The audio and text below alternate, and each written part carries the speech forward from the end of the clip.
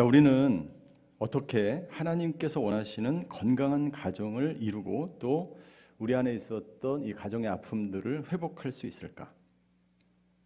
오늘 야곱의 가정의 이야기를 통해서 우리 함께 은혜를 나누시는 시간이 되었으면 좋겠습니다.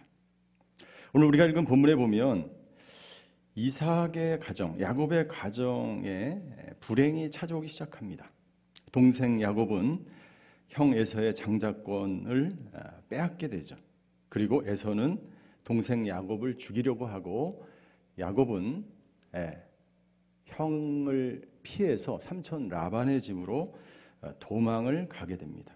이 모든 것은 여러분 우리가 잘 알고 있는 대로 부모님의 잘못된 사랑으로 인해서 시작되는 것입니다. 이삭은 에서를 좋아하고 리브가는 막내인 야곱을 좋아합니다.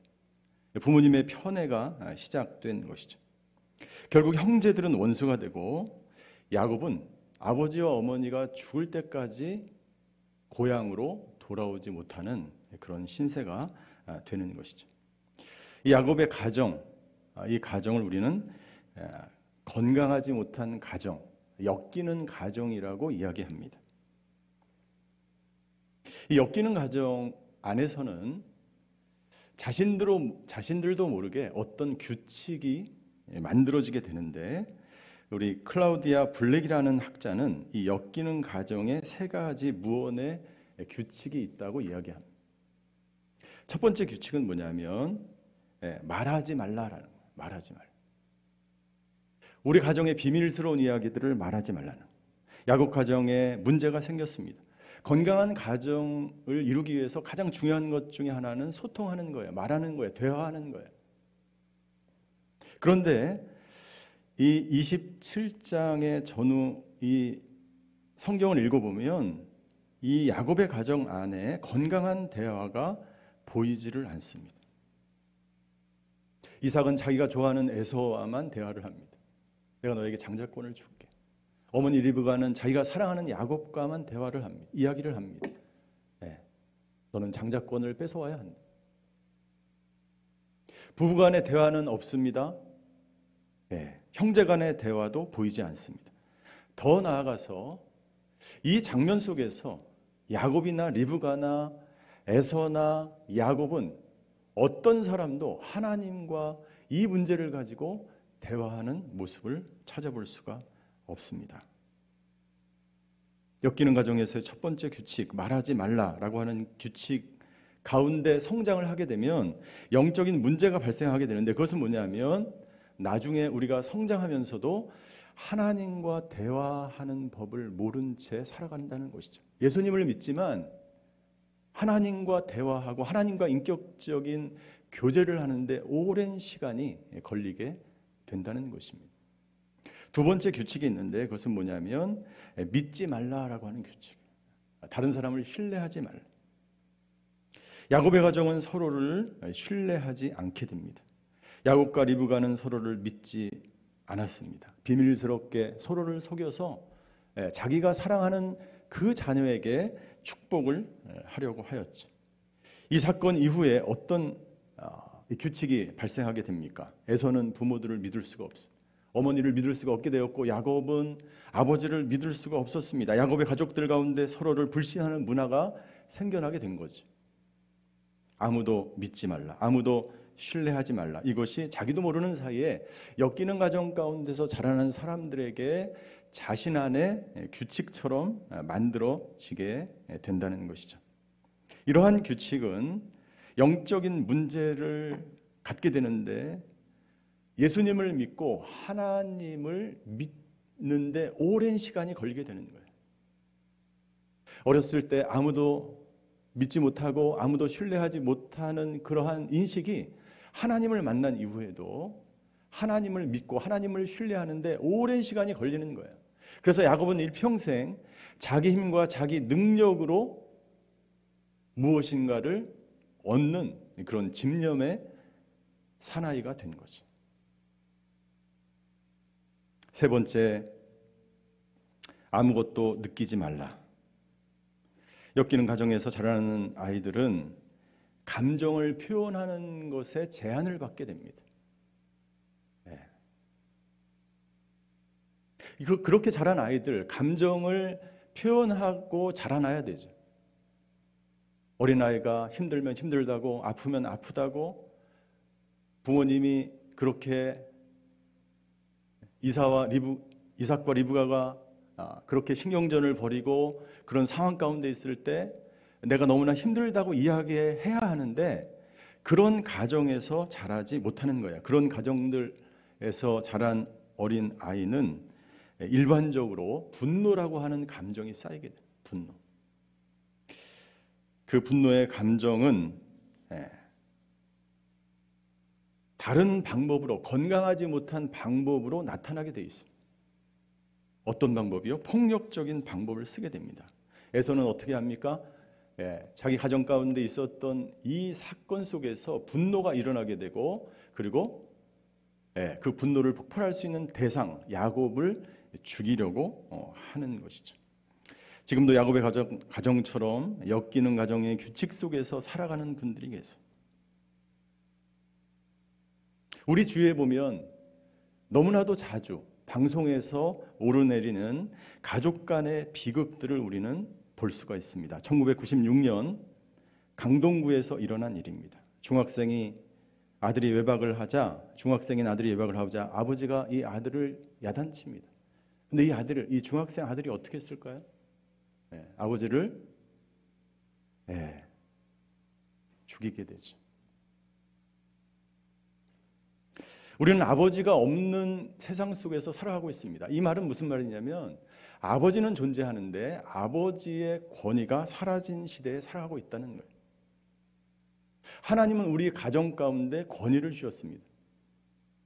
아버지의 권위가 사라지고 하나님이 주신 그 권위가 사라진 그 가정 속에서, 그런 시대 속에서 우리는 살아가고 있습니다. 여러분, 우리가 무엇을 해야 될까요? 가장 중요한 것은 먼저 가정이 회복되기 위해서 참된 권위자이신 하나님을 만나야 합니다.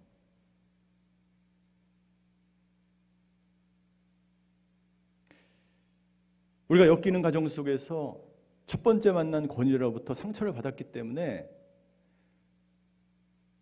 교회에서 첫 번째 만난 권위자가 누구입니까? 누구예요? 교회에 딱 와서 교회에 계신 우리 권위자들이 계시잖아요. 누구예요? 담임 목사님. 담임 목사님만 보면 화가 나. 그런 분들 계십니까? 장로님만 보면 화가 나. 근데 사실은 눈에 보이는 담임 목사님이나 장로님이 아니라 그 뒤에 있는, 눈에 보이지 않는 하나님에 대한 상처와 분노와 원망이 있는 거야. 그것은 원가정, 오리지널 패밀리의 권위자인 부모로부터 온 상처인 것이죠. 가장 큰 문제는 무엇입니까? 하나님에 대한 이미지가 왜곡되는 것입니다. 하나님은 어떤 하나님이십니까? 사랑이 많으시고 인자하시고 공의롭고 화평스럽고 모든 것을 받아주시고 이해하시고 우리의 죄를 용서하시는 하나님 아닙니까?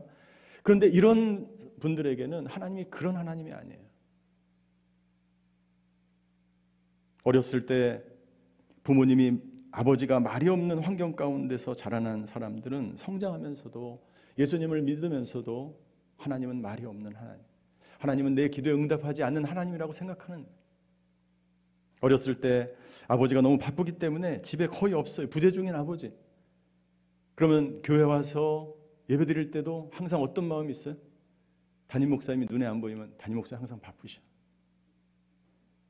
하나님은 항상 부재 중이야.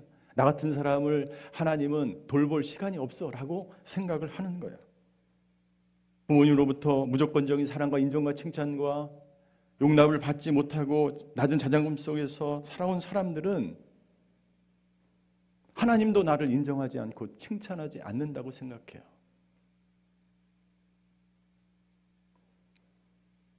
제가 알고 있는 한 형제님이 계신데, 형제님이 어렸을 때 이제 대신방을 합니다. 담임 목사님이 오시면 이 어머니는 독실한 크리스찬이에요. 그래서 어머님이 우리 집에, 아니 어머님이 아니라 우리 그 담임 목사님이 우리 집에 오시는데 마치 예수님이 오는 것처럼 일주일 동안 집안을 대청소를 하고 식사를 막 너무나 어마어마하게 이 상을 차리면서 담임 목사님이 오기를 기다리는 거예요. 그런데 이 형제가 어렸을 때 담임 목사님이 누군지 엄마가 왜 그러는지 알 수가 없죠. 그래서 이 상을 음식을 차려놨는데 이 어린아이가 가서 음식을 집어먹은 거예요. 그래서 어떻게 됐을까요? 이 독실하신 크리스찬 어머니한테 두들겨 맞았어요. 그러면서 이 어린아이 속에 어떤 생각이 들까요?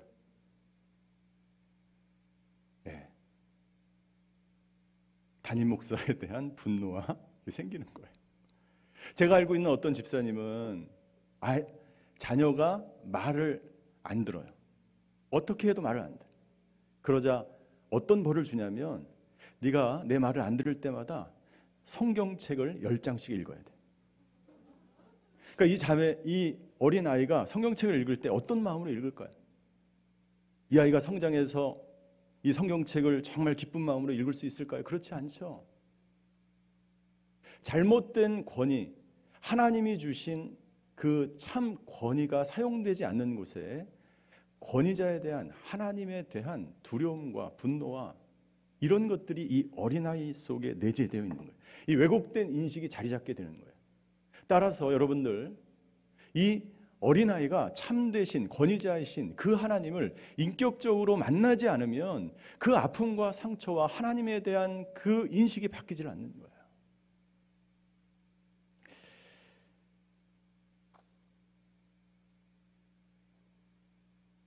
야곱의 경우도 마찬가지입니다. 야곱은 이 사건 이후에 권위자에 대한 두려움을 갖게 됩니다.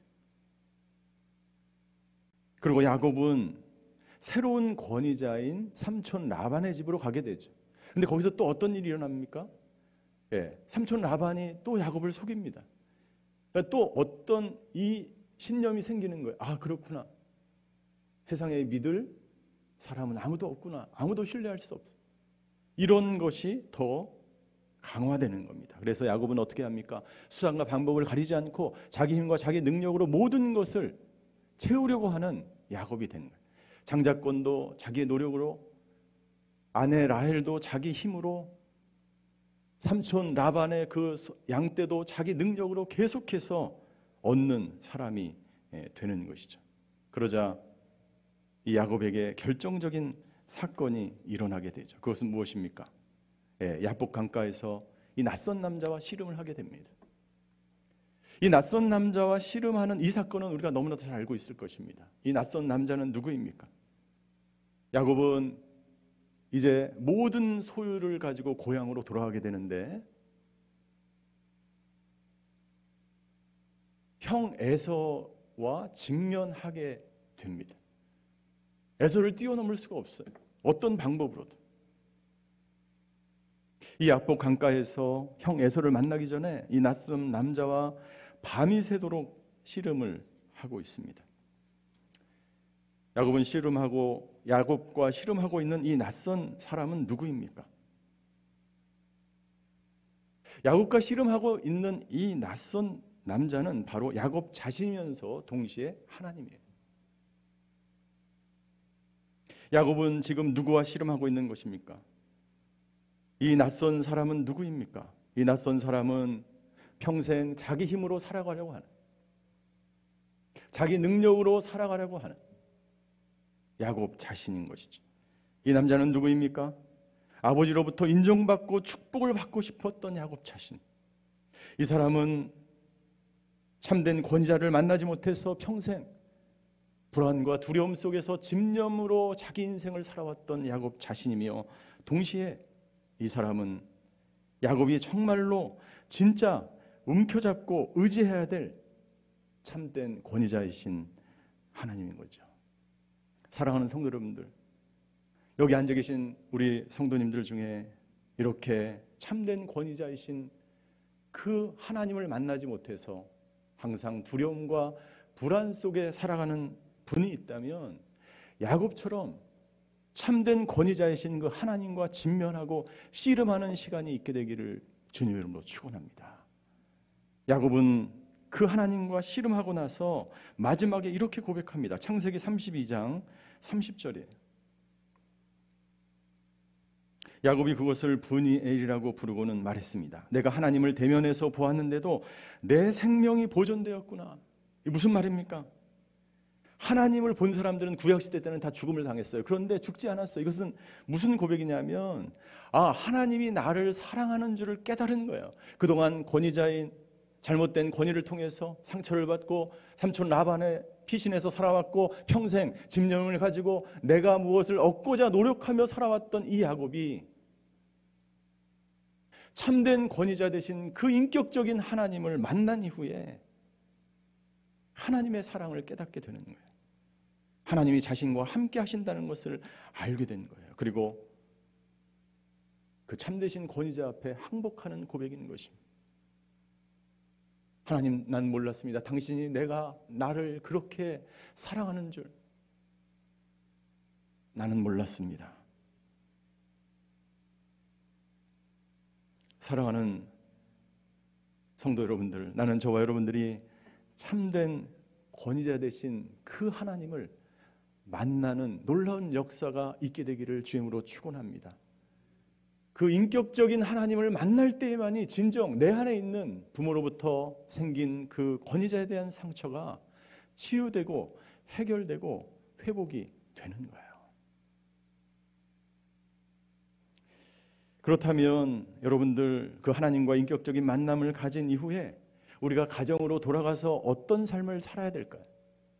실질적으로 우리가 어떻게 가정 속에서 어떤 삶을 실천해야 우리의 가정이 회복될 수 있을까?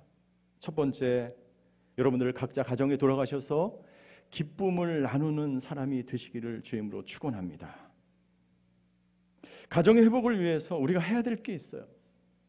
여러분, 우리들의 문제는 무엇입니까? 우리 자녀들에게 전수해야 되지 말아야 될 것을 전수하고 전수해야 될 것을 전수하지 못하는 거야. 이 세상에 완벽한 부모가 없기 때문에 우리는 나 자신도 모르게 우리 자녀들에게 안 좋은 것을 전수하게 됩니다. 내 상처를 물려주게 됩니다. 그러나 하나님은 우리 자녀들에게 거룩한 믿음의 유산을, 신앙의 유산을, 좋은 습관을 물려주기를 원하시는 거지. 우리가 물려줄 수 있는 것, 우리가 할 수 있는 것, 여러분들 오늘 집에 가셔서 기쁨을 전수하고 기쁨을 나누는 그러한 사람들이 될 수가 있습니다. 여러분들, 우리가 부모님이 어렸을 때, 우리가 태어나자마자 부모님이 우리를 사랑의 눈빛으로 우리를 바라봅니다. 그리고 이 아이가 태어나면 부모는 너무나 기쁜 거예요. 기쁨이 가득한 얼굴로 우리 자녀를 바라보죠. 이 자녀는 어머니가 나를 정말 사랑스럽고 기쁨의 눈으로 나를 바라보는 모습을 보면서 내가 기쁨의 존재이구나 라는 정체성이 생기는 거예요.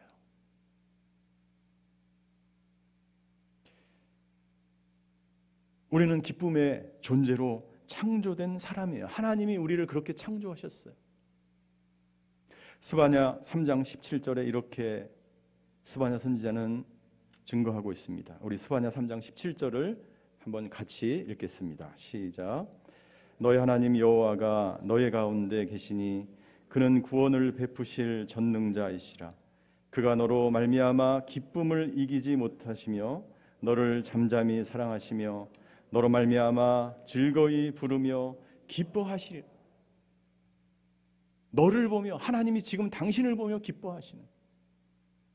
여러분들이 어렸을 때 여러분들의 자녀들을, 여러분들의 부모님이 여러분들을 힘들게 하고 어렵게 하고 여러분들에게 부정적인 그런 단어로 여러분들을 힘들게 했던 그 모든 것들로 여러분들의 자신의 정체성을 만들어가지 마십시오. 그것은 모두 다 거짓 메시지예요. 만약 그렇게 어렸을 때 여러분들의 부모님이 여러분들을 정서적으로 학대했다면 그 모든 것을 내려놓으십시오. 잊어버리십시오. 야곱처럼 인격적인 하나님, 당신을 사랑하시는 하나님, 당신을 기쁨의 존재로 바라보시는 그 하나님을 인격적으로 만나시기를 바랍니다. 그리고 여러분들이 집에 가서 이 기쁨의 눈으로 여러분들의 자녀를 보시기 바랍니다.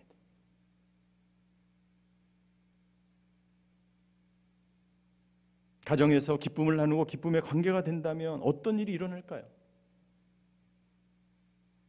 여러분들이 집에 가셔서 여러분들의 자녀들을 기쁨의 존재로 바라보는 것 자체로 이 기쁨을 나누는 것은 마치 맛있는 음식을 먹는 것과 같은 느낌을 우리가 갖게 돼. 그래서 우리 뇌에서 도파민이라는 호르몬이 분비돼. 우리 가정 안에 기쁨의 이 충만함이 없게 되면 어떻게 될까요? 이 기쁨의 충만함이 있으면 어떤 힘들고 어려운 일들도 극복할 수 있게 됩니다. 그러나 이 기쁨의 능력이 사라지고 기쁨이 없으면 여러분들 우리 자녀들이 집에 들어가고 싶어 할까요? 집에 들어갔는데 전혀 기쁨이 없어. 어머니가 날마다 너 오늘 10장 읽어야 돼. 기쁨이 있을까요? 없습니다. 가정의 기쁨이 크면 클수록 우리가 기쁨을 나누게 될수록 그 안에 안정감과 평강을 누리며 살아가게 되는 거예요. 여러분들 기쁨은 무엇입니까? 기쁨은요, 짐 와일더 박사는 이렇게 이야기합니다. 기쁨이란 누군가 함께하는 관계적인 경험이다. 누군가 함께하는 관계적인 경험이에요. 여러분들이 어렸을 때 누군가 함께하는 관계를 통해서 기쁨을 누리지 못했다면 지금도 늦지 않았어요. 여러분들 누군가 함께하는 이 기쁨을 나누셔야 되는데 누구와 함께하냐면 우리 하나님과 기쁨을 누리는 시간과 양이 많아져야 돼요. 동시에 우리 주변의 다른 사람들과 이 기쁨을 누리며 살아가야 합니다. 그래야 우리 안에 기쁨의 용량이 늘어날 수 있어요. 우리가 이 기쁨을 누리려면 먼저 하나님과 깊은 관계 속에 있어야 하고 그리고 다른 사람들과 깊은 교제 만남이 시간이 있어야 합니다.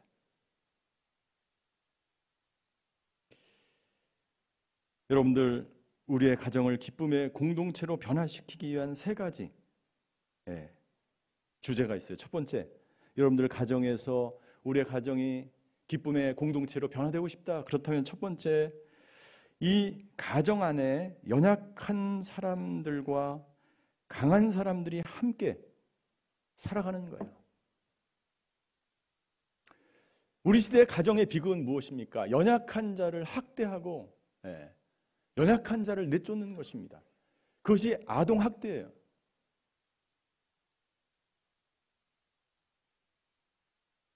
아무런 힘이 없고 아무런 능력이 없고 자기 자신 스스로 판단하며 이성적으로 살아갈 수 없는 그 아이를, 연약한 아이를 학대하는 것, 범죄죠. 교회도 마찬가지입니다.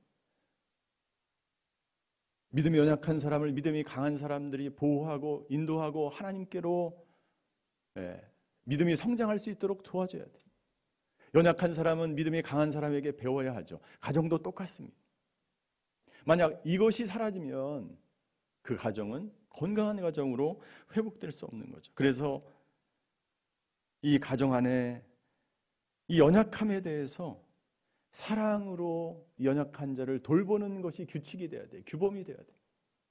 만약 이것이 사라지면 그 가정 안에 학대가 시작되는 것이죠. 우리 옆에 분들과 이렇게 나누겠습니다. 우리 기쁨을 나누는 사람이 됩시다.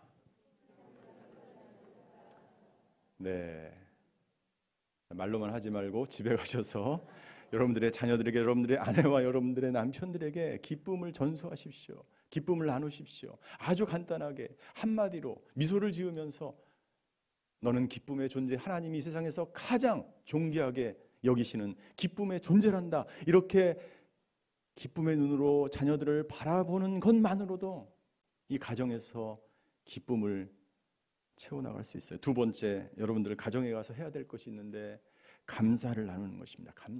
감사를 나누세요.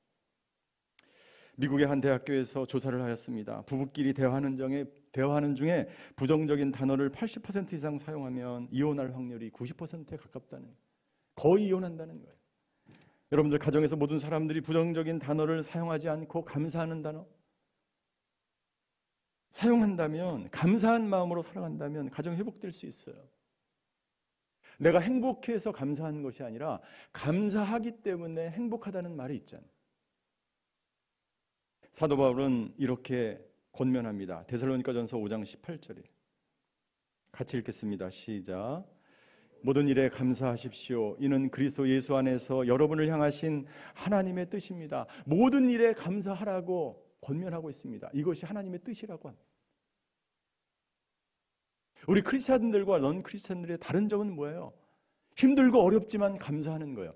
이 감사하다는 것은 어떤 말이냐면 하나님의 관점으로 문제와 사건을 해석하고 거기에 반응하는 것이 감사예요. 그래서 감사하는 사람은요, 어떤 일이 일어나도, 힘든 일이 일어나도, 우리 가정에 역경이 찾아와도 이 모든 것들을 하나님의 관점에서 해석하고 반응하는 사람.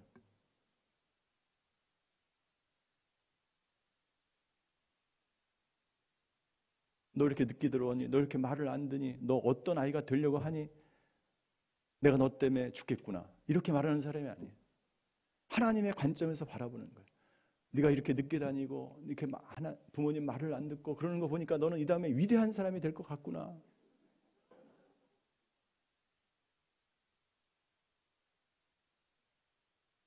모든 사건을 하나님의 관점으로 바라볼 때 우리에게 감사가 생기기 시작하는 거죠. 우리가 감사를 나누면 우리 몸 안에서 모든 신경계들이 안정을 찾아가기 시작해. 그리고 우리 안에 좋은 호르몬인 세로토닌이 분비되기 시작하는 거예요. 여러분들 집에 가셔서 감사를 나누는 방법 3가지를 말씀드리겠습니다. 첫 번째, 저녁 식사 자리에서 오늘 있었던 감사한 이야기를 나누십시오. 두 번째, 잠자리에 들기 전에 부부끼리 손을 잡고 자녀와 손을 잡고 아니면 혼자 사시는 분은 혼자 오늘 하나님께서 감사한 것을 주신 것에 감사 기도를 드리세요. 감사 기도를 드리세요. 할 수 있잖아요. 감사하게 되면 뇌과학자들의 이야기입니다. 우리의 뇌가 리셋된다 그래요. 새로워진다는 거예요. 세 번째, 감사를 나누는 방법, 매일 감사 일기를 쓰십시오. 매일매일 감사 일기를 쓰십시오. 작은 것, 하나님이 주신 것, 어떤 것을 찾으세요. 그리고 감사 일기를 써낸다면 우리가 이 행복한 가정 회복될 수 있는 것이죠. 옆에 사람들과 나누겠습니다. 감사하는 사람이 됩시다. 집에 가서 이것을 꼭 실천하게 되기를 바랍니다. 마지막으로 온유한 보호자가 되십시오. 여러분들 가정에서 온유한 보호자로 살아가기를 바랍니다. 여러분들 나이가 많은 사람이 온유한 보호자가 아니에요. 나이가 많아도 성인 나이라면 여러분 온유한 보호자가 될 수가 없어요. 내 나이가 어리더라도 기쁨을 나누고 감사를 나누고 내 안에 있는 내가 만난 그 인격적인 하나님, 사랑의 하나님, 그 하나님을 사람들에게 전하기, 그러기 위해서 온유한 보호자가 되는 거예요. 예수님을 닮은 사람으로 가정에서 살아가는 거예요. 예수님은 자신을 이렇게 말씀하셨어요. 마태복음 11장 29절. 나는 마음이 온유하고 겸손하니 너희는 내 멍에를 메고 내게서 배우라. 그러면 너희 영혼이 쉼을 얻을 것이다. 예수님은 자신 스스로를 온유하다고 말씀하셨어요. 예수님은 12제자와 생활하면서 말을 듣지 않고 예수님과 다른 생각을 가지고 있었고 한 자리를 얻으려고 했고 그렇게 힘들고 어려운 제자들을 온유하게 다루셨어요. 온유한 제자가 되기를 원하셨어요. 만약 내가 살고 있는 가정에 혹은 이 교회에 온유한 보호자가 없다면 어떻게 될까요? 가해자와 피해자가 생기게 됩니다. 당신의 가정 가운데 가해자가 있다는 것은 당신의 가정 가운데 온유한 보호자가 없다는 이야기입니다. 어려운 문제가 생길 때 이것을 해결할 수 있는 보호자가 없는 거예요. 아무도 이 문제를 처리하고 해결할 능력이 없는 거예요.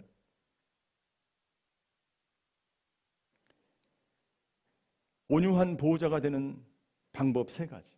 첫 번째, 여러분들 집에 가셔서 여러분들의 가정의 문제와 사건보다도 관계와 사람을 더 소중히 여기는 사람이 되십시오. 아이가 문제를 일으켰어요.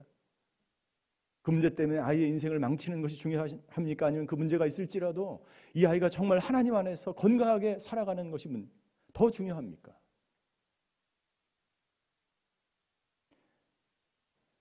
사건보다 사람을 더 소중히 여기고 문제보다 관계를 더 소중히 여기는 사람이 온유한 보호자가 되는 거예요.